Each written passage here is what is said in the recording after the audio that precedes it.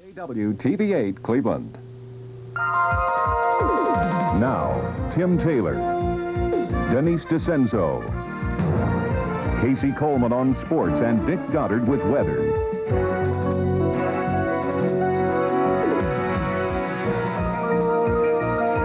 This is News Center 8. Good evening, everyone. Thanks for joining us. Here's what's happening.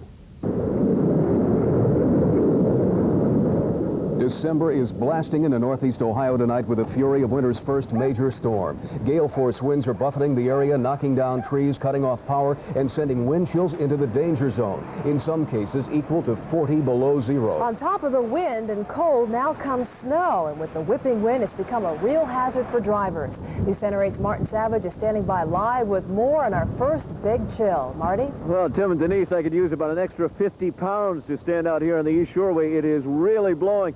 But believe me, it is better than what it was about an hour ago. The traffic is moving much more smoothly. In fact, at one time out here, it looked like a gigantic parking lot. Cleveland police were even asking people to stay away from the Shoreway because of the problems.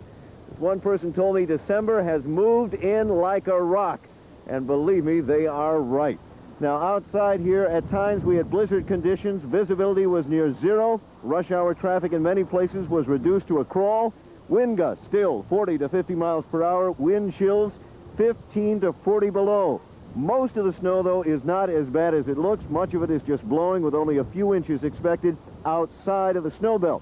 But it is creating havoc for rush hour drivers. The biggest problems we know of right now, any place east of the city along the shoreline.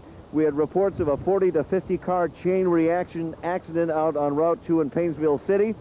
Cleveland Hopkins Airport had to stop landings for about 1 hour because of visibility problems. That has been cleared up, but there are still a number of accidents in and around the area tying up traffic. Now the salt trucks for the city.